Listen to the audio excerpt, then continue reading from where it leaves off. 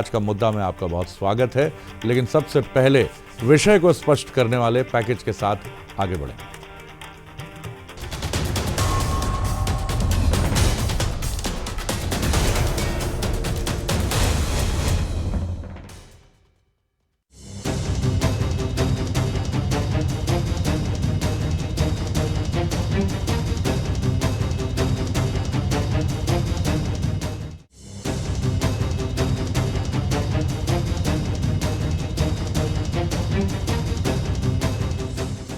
जनवरी को अयोध्या में प्राण प्रतिष्ठा होनी है। इस खास दिन से पहले बीजेपी सरकार उत्सव मना रही है। कहीं रामलला के लिए भोग प्रसादी भेजने की तैयारी है,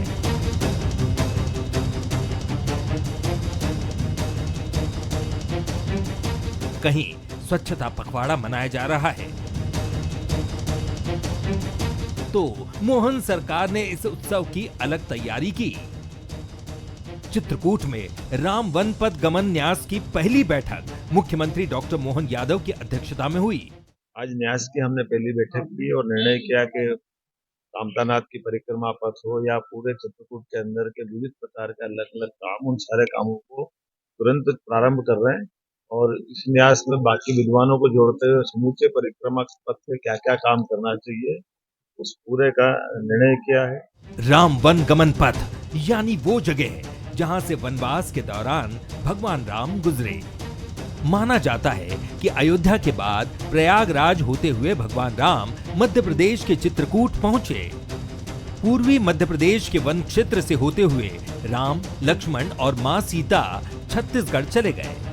मध्य प्रदेश के 5 संभाग के 8 जिलों को राम वन गमन परिपथ में शामिल किया गया है, जिनमें सतना, पन्ना, शहडोल, कटनी, अनूपपुर और जबलपुर शामिल है।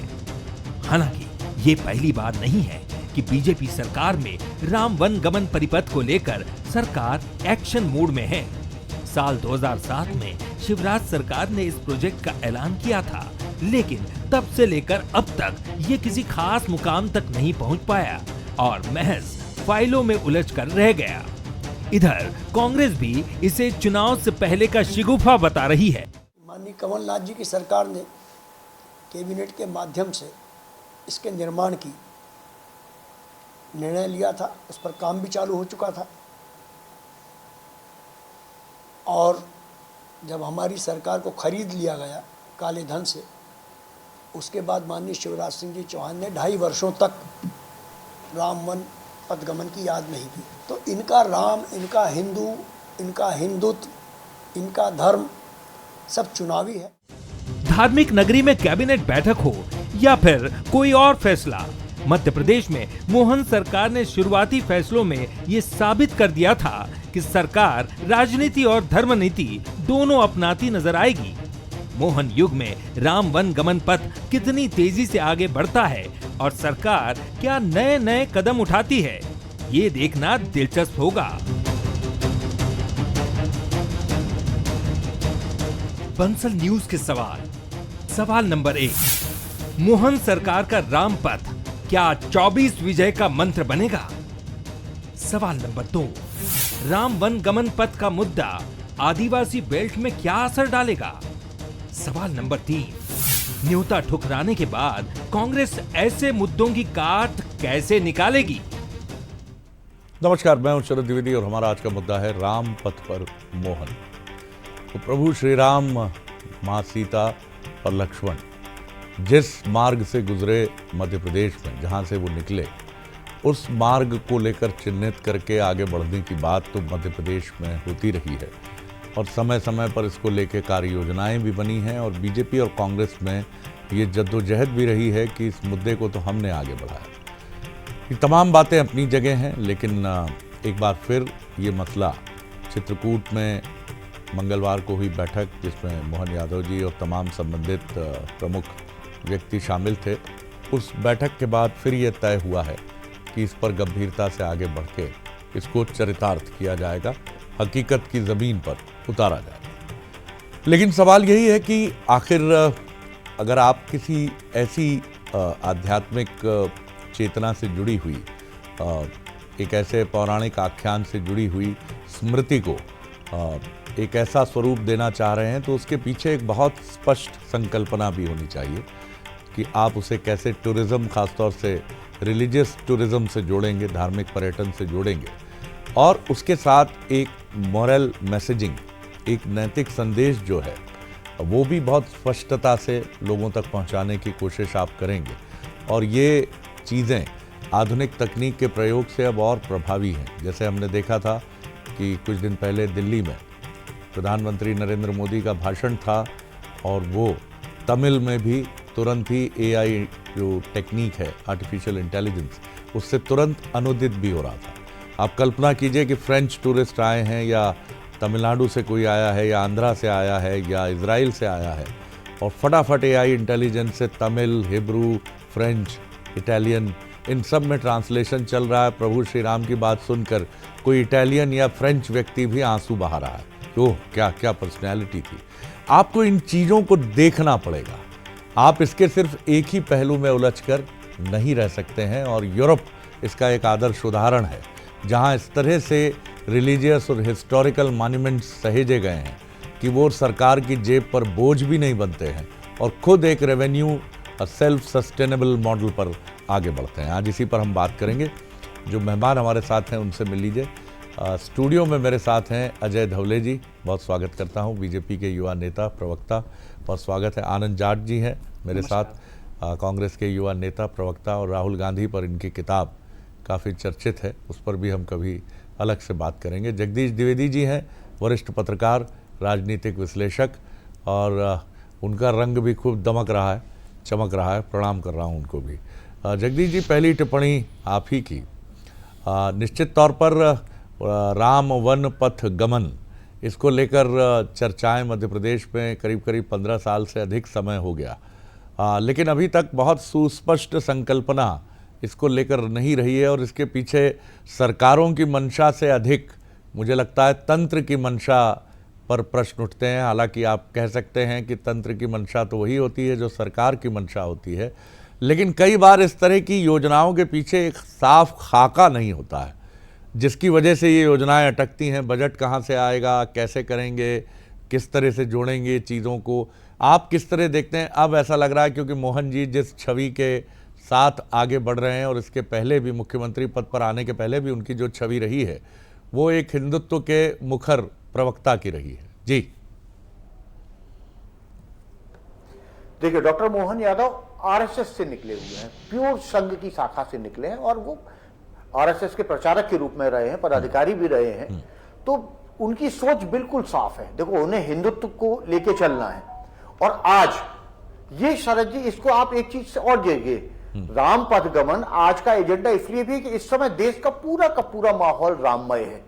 हमें इस बात से कोई इंकार, इस देश का कोई भी व्यक्ति इस बात से इंकार नहीं कर सकता कि राम इस देश की आस्था के केंद्र हैं। और राम पथ गमन की बात है तो सबसे बड़ी चीज राम की जो लोग जानते हैं वो ये भी जानते हैं कि राम ने अपने 14 वर्षों के वनवास के दौरान 11 साल 11 महीने 11 दिन सिर्फ इसी कामतगिरी पर्वत के आसपास बिताए थे। 8 जिलों का जो इलाका है चित्रकूट का, सीमाओं को जो छूता है, और उसी में ये पूरा का पूरा पथ बनना है। तो निश्चित रूप से हर धर्म प्रेमी के लिए ये बहुत बड़े सौभाग्य की बात है, और सरकार ये करने जा रही है, तो सरकार को साधुवाद हमको देना चाहिए। क्योंकि ये बात आपकी सही है कि बहुत दिनों से इस मसले पे चर्चा होती है, 1 दशक से ज्यादा समय हो गया, लेकिन मेरा मानना है कि इसमें अगर देखिए, तंत्र कभी भी इस तरह की किसी चीज में तंत्र कोई बहुत ज्यादा रुचि नहीं लेता। रुचि तो राजनीतिक इच्छा शक्ति को ही लेना पड़ेगी, और अगर एक बार राजनीतिक इच्छा शक्ति प्रबल हो जाए तो फिर आप देखिए कि किसी चीज के निर्माण में कोई बाधा नहीं आती।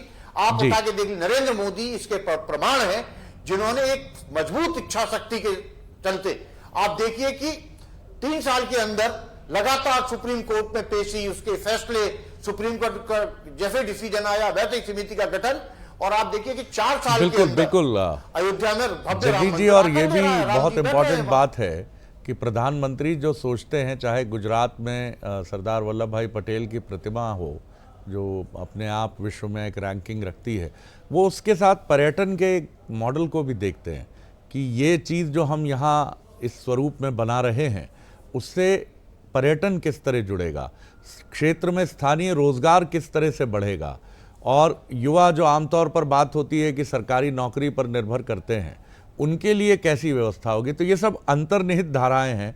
जैसे हमने मध्य प्रदेश में देखा कि महाकाल लोक परिसर बनने के बाद उज्जैन की इकॉनमी उछल के दौड़ने लगी है। मैं आऊँगा आनंद जी की तरफ। आनंद जी, तमाम बातें उठती रही हैं, आपकी सरकार को लेकर भी बातें उठी हैं कि आपकी सरकार के समय और निश्चित तौर पर पहल हुई, और मंशा पर संदेह करने की कोई बात नहीं है, क्योंकि राम की भक्ति में तो मैं नहीं मानता कि बाकी नेताओं की बात मैं नहीं करूंगा, लेकिन कमलनाथ जी तो निश्चित तौर पर हनुमान भक्त और राम भक्ति में उनका कोई जवाब नहीं है। उन्होंने बिल्कुल अपना साफ स्टैंड रखा, और अभी भी छिंदवाड़ा एक मॉडल है कि 4 करोड़ नाम राम नाम लिखकर वहाँ भेजे जा रहे हैं। अजय धवले जी भी वहीं से आते हैं, वो भी मुस्कुरा ही रहे होंगे इस समय। क्या कहेंगे आप, किस तरह देखते हैं इस पूरे प्रोजेक्ट को? जी शरद जी, 2007 में अभी आपकी चैनल की रिपोर्ट में मैं सुन रहा था कि 2007 में पहली बार राम वनगमन पथ की बात की गई, लेकिन मध्य प्रदेश का बच्चा बच्चा अगर आज जानता है कि प्रभु श्री राम के पवित्र चरण मध्य प्रदेश की धरा पर पड़े थे, तो वो 2018 का कांग्रेस का मैनिफेस्टो था, जिसमें हमने उसको नए सिरे से उसको विकसित करने की बात कही थी। और उसके बाद ही मध्य प्रदेश में बच्चे बच्चे को ये बात पता चली थी। अगर जैसे अभी द्विवेदी जी कह रहे थे कि सरकार को धन्यवाद देना चाहिए, मैं समझता हूँ कि ये बनना चाहिए, बहुत अच्छे से बनना चाहिए, लेकिन हम हर चुनाव के पहले केवल डिबेट में, टीवी डिबेट में सरकार को धन्यवाद दे दें और सरकार हेडलाइंस बनाकर इस काम को छोड़ दे, क्योंकि 2008 के बजट में 10 रुपये का प्रावधान भारतीय जनता पार्टी की सरकार ने राम वनगमन पथ के लिए किया था। बनना चाहिए, इसकी एक डेडलाइन फिक्स होनी चाहिए। ठीक वैसे ही जैसे किसानों की आय 2022 तक दुगनी हो जानी चाहिए थी, आज तक नहीं हुई है। ठीक वैसे ही जैसे हर घर में पक्की छत होगी, उस छत में नल होगा, नल में जल होगा। 2022 निकल चुका है। वो सारे वादे जो किए गए, अगर बात करें, चूंकि आज विषय नहीं है इसलिए मैं 15 लाख और 2 करोड़ रोजगार हर साल की बात नहीं करना चाहता हूं, लेकिन हर प्रोजेक्ट की डेडलाइन, जैसे आपने महाकाल लोक का जिक्र किया, 17 अगस्त 2019 को कांग्रेस की कैबिनेट में उसका सैद्धांतिक प्रस्ताव प्रस्तुत हुआ, और 19 अगस्त 2019 को 350 करोड़ रुपए हमारी कांग्रेस सरकार की कैबिनेट ने उसको मंजूर कर दिया था। और तत्कालीन मुख्यमंत्री कमलनाथ जी की ये इच्छा थी कि 3 दिन 4 दिन वहां पर्यटक आकर रुके, वो उस कॉन्सेप्ट के आधार पर महाकाल लोक को डेवलप करना चाहते थे। आपकी मंशा, आपकी सरकार की मंशा जो रही 14 महीने की, कमलनाथ जी की मंशा पे संदेह नहीं है जी। कुछ आपके घटक दल पलीता लगा देते हैं, स्टालिन साहब, और बाकी आपके दिल्ली के नेता कांग्रेस के सीनियर चुप्पी साधे रहते हैं। ये सवाल बड़ा उठता है कि मध्य प्रदेश में कांग्रेस तो चाहती है, आपने तो अनेक प्रयोजनों पर यह दर्शाया कि आपकी राम भक्ति संदेह से परे है, लेकिन आपकी पार्टी का पूरा सपोर्ट नहीं। पूरी तरह से पूरी पार्टी एकजुट है, और एक तरफ देश का संविधान है और एक तरफ देश की जनता है, और दोनों के साथ कांग्रेस पार्टी हमेशा से खड़ी है। 1980 में भाजपा बनी है इस देश के अंदर, क्या उसके पहले राम नहीं थे इस देश में? क्या उसके पहले इस देश में सनातन नहीं था, शरद जी? इसलिए कांग्रेस पर यह सवाल उठाना आज बहुत आसान हो जाता है, क्योंकि ये बीजेपी का नैरेटिव है। लेकिन मुझे लगता है अगर राहुल गांधी जी ये कहते कि यात्रा के पहले मैं प्रभु श्री राम जहाँ से गुजरे हैं उस क्षेत्र से भी मैं निकलकर उस अनुभूति का अनुभव करना चाहूँगा, तो भले ही उस पर निशाने उन पर साधे जाते, लेकिन ये एक अद्भुत बात होती है। अजय धवले जी, आप क्या कहेंगे? जी देखिए शरद जी, भारत की आस्था में राम है, भारत के आदर्शों में राम है, भारत की एकता में राम है, भारत की अनेकता में राम है। राम वो ऐसा पात्र है जिसने देश को उत्तर से दक्षिण को जोड़ा, और आज देश में अनेकता में विविधता के नए नए प्रतिमान श्री राम ने हमें दिए। अब बात कर रहे थे आनंद जी कि 2007 में ये प्रकल्प आया और 2007 से आज 2023 में हम आए। शरद जी, इसका एक फैक्चुअल करेक्ट मैं इन्हें करना चाहूँगा कि 2007 से 2014 तक के देश में यूपीए की सरकार थी, और क्योंकि 2014 में आदरणीय प्रधानमंत्री श्री नरेंद्र मोदी जी के नेतृत्व में भारतीय जनता पार्टी की सरकार आई, 2015 में रामायण सर्किट करके 13,000 करोड़ रुपए की एक परियोजना मोदी जी ने लॉन्च की, जिसमें जहां जहां राम गए उन सारे तीर्थ स्थलों को, उसके साथ 200 ऐसे तीर्थ स्थलों को डेवलप करने का एक पूरा खाका तैयार किया गया। उसी परियोजना का बेनिफिट मध्य प्रदेश की भारतीय जनता पार्टी की सरकार को मिला और उसने डिसाइड किया कि इस प्रोजेक्ट को उससे लिंक किया जाए। और आज जो आप देखेंगे कि उत्तर प्रदेश और चित्रकूट जो जुड़ा है, 177 किलोमीटर की सड़क बनी है अयोध्या से चित्रकूट तक की, ये उसी प्रकल्प के तहत जुड़ी है। इनकी सरकारों ने भी जो सैद्धांतिक सहमति ये कह रहे कि हमने प्रकल्प की गति देने का काम किया था, उसी लिए क्योंकि 60% पैसा जो आना था वो रामायण सर्किट के पैसे से आना था। तो कमलनाथ जी का विजन बड़ा क्लियर था, केंद्र से पैसा मिलने वाला है तो क्यों ना अपन ये प्रोजेक्ट पूरा कर लिया जाए। इनकी मंशा पर सवाल इसलिए भी उठना लाजमी बनता है शरद जी, 1959 में इनके नेता नेहरू जी, 1968 में इंदिरा जी और 2005 में राहुल जी जब बाबर की मजार पर जाकर श्रद्धा सुमन अर्पित कर सकते हैं, तो 2023-2024 में जब प्रभु श्री राम लला की प्राण प्रतिष्ठा हो रही है, वहां जाकर शीश नवाने में क्या गुरेज है। रही बात कमलनाथ जी और कांग्रेस की, तो कमलनाथ जी उसी कैबिनेट में मिनिस्टर थे जिस समय 92 में जब बाबरी मस्जिद ढहा दी थी और सरकारें जो चुनी के तत्कालीन केंद्र सरकार ने जो चुनी हुई सरकारें गिरा दी थी, तो उस सरकार में भी कमलनाथ जी मंत्री थे। उन्हें स्पष्ट करना था कि मेरी राम भक्ति जाग गई है, मैं इस्तीफा दे देता हूं, नरसिम्हा राव जी की सरकार से इस्तीफा दे देना था। लेकिन आज आइडियोलॉजिकल स्टैंड क्लियर करना, क्योंकि आज देशवासी राम की बात कर रहे हैं। आप देखेंगे शरद जी, देश में जो वातावरण बना है उत्साह का वातावरण है। देश 22 तारीख का इंतजार ऐसे कर रहा है जैसे 500 वर्षों बाद ये तिथि आने वाली है। तो निश्चित रूप से हम भी कहते हैं कि 140 करोड़ देशवासियों के राम है, कांग्रेसियों के भी राम है, लेकिन उसे स्वीकारना पड़ेगा, सार्वजनिक रूप से स्वीकारना पड़ेगा। चलिए जगदीश जी, सवाल यही है कि एक मुख्य धारा होती है, जैसे हम सुनते हैं जब कोई वरिष्ठ व्यक्ति किसी युवा को सलाह देता है या अपने समकक्ष व्यक्ति को भी समझाता है तो कहता है भैया मुख्य धारा में बने रहो। हिंदुत्व की मुख्य धारा ये कहती है कि प्रभु श्री राम और उससे जुड़े जो भी प्रतीक और मानक हैं उनके प्रति एक गहन श्रद्धा और आस्था का भाव इस देश की बहुसंख्यक जनता को संतुष्ट करता है और उनको ये भी बताता है कि नहीं, निश्चित तौर पर राम एक ऐसे व्यक्तित्व हैं जिनको आप किसी धर्म संप्रदाय में सिर्फ समेट कर नहीं देख सकते हैं। ऐसे में जो कांग्रेस का स्टैंड है वहाँ न जाने का, राहुल जी ने भी आज अपनी बात स्पष्ट कर दी कि कोई ना कोई तो जाएगा, अगर हम नहीं जा पा रहे हैं कोई ना कोई तो वहाँ नुमाइंदगी करेगा। लेकिन अगर इस मौके पर तमाम विपक्षी दल वामपंथियों को छोड़कर, जो ईश्वर के अस्तित्व पर ही विश्वास नहीं करते हैं, उनको छोड़कर तमाम राजनेता पहुंचते, तो क्या ये एक मैसेज भारत की एकजुटता, एकता और राम के प्रति उनके समर्पण का होता और इसके राजनीतिक फायदे भी निश्चित तौर पर होते ही। जी शरद जी, सबसे पहले तो एक बात आप समझ लो कि इस पूरे मुद्दे पे, ठीक है, कांग्रेस के युवा प्रवक्ता अभी जो भी बात कर रहे थे, मैंने दोनों लोगों को सुना। इस पूरे मुद्दे पे आपकी बात बिल्कुल अपनी, इस पूरे मुद्दे पे आज से नहीं शरद जी, ये पिछले 50 सालों से, 60 सालों से कांग्रेस इस मुद्दे पे हमेशा अंतर्द्वंद में रही है और उसका ये अंतर्द्वंद हमेशा, और उसकी ये अंतर्द्वंद लगातार बढ़ता गया। मैं आपको बताऊं, राम मंदिर का मुद्दा बीजेपी नहीं लाई है राजनीति में। 1983 में उत्तर प्रदेश कांग्रेस के एक नेता थे दाऊदलाल खन्ना, वरिष्ठ नेता थे कांग्रेस के। उन्होंने 1983 में इंदिरा गांधी को पत्र लिखा था कि अयोध्या, मथुरा और काशी ये हिंदुओं को सौंपा जाए। इसके बाद इस मांग को उठाया कांग्रेस से ही सांसद रहे डॉक्टर कर्ण सिंह ने, फिर गुलजारी लाल नंदा ने राम जन्मभूमि की समिति का गठन किया था। लेकिन कांग्रेस का एक पक्ष इसका समर्थन करता रहा, दूसरा पक्ष इसके विरोध में खड़ा रहा। और निश्चित रूप से इसकी पूरी की पूरी जो चिंता थी, अगर, और ये कांग्रेस ही नकार सकते हैं कि पूरी वोट बैंकिंग की चिंता थी।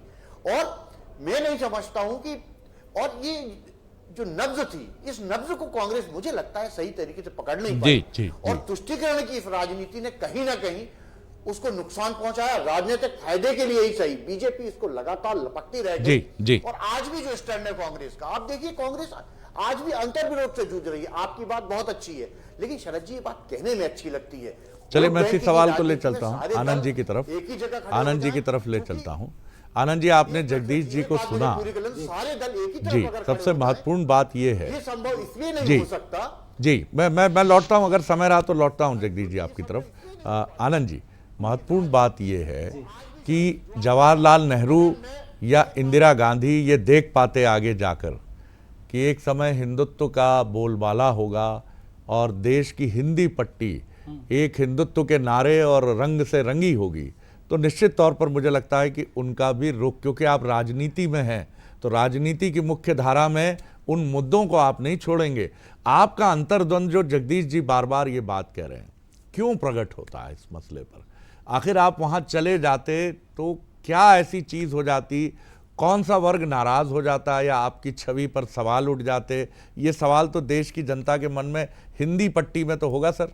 कल आपका ही चैनल देख रहा था सर मैं शरद जी, तो हमारे राज्यसभा सांसद और किसान समाज के युवा नेता दीपेंद्र सिंह हुड्डा, प्रदेश कांग्रेस उत्तर प्रदेश के अध्यक्ष अजय राय, हमारी सोशल मीडिया की चेयरमैन श्रीमती सुप्रिया श्रीनेत, ये सब लोग दर्शन करने अयोध्या गए हैं और सरयू नदी में कल जो है वो स्नान भी किया है सारे लोगों ने जी। और मैं चाहता हूं राहुल जी के बारे में आपने बात की, खबर तो तब बनती जब राहुल जी स्नान करते। मैं वही कह रहा हूं कि मणिपुर 8 महीने से जल रहा है, वहां अत्याचार और अन्याय हो रहे हैं, तो अगर उन माताओं बहनों के साथ अगर हम खड़े नहीं होंगे विपक्ष होने के नाते, मणिपुर की जगह अयोध्या से यात्रा स्टार्ट कर देते, मणिपुर भी जाते। जगदीश जी मेरा समय भी आप ले लीजिए प्लीज, आप बोलिए, आप बोलिए जी, बोलिए आनंद जी। ये हम तय करेंगे या देश की जनता तय करेगी? मणिपुर की उन बहनों को न्याय की जरूरत है, तो वहां अगर हम आवाज उठाने जा रहे हैं तो क्या आपत्ति होनी चाहिए?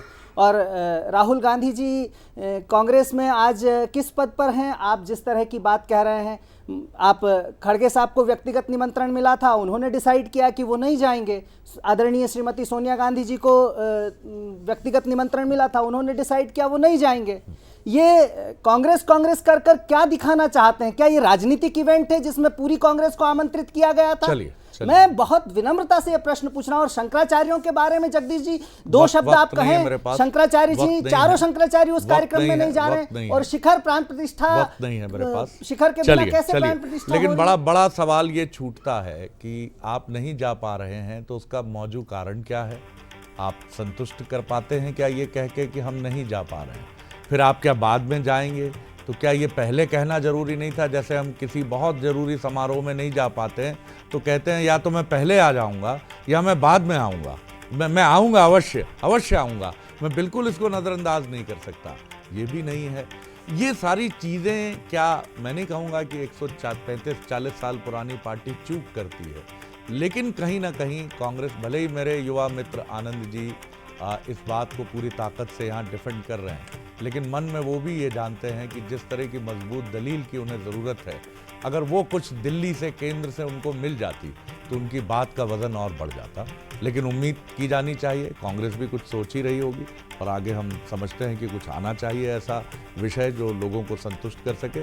आप सभी का बहुत शुक्रिया। आगे देखिए मोर माटी मोर खबर, छत्तीसगढ़ की खबरों का एक्सक्लूसिव बुलेटिन। नमस्कार।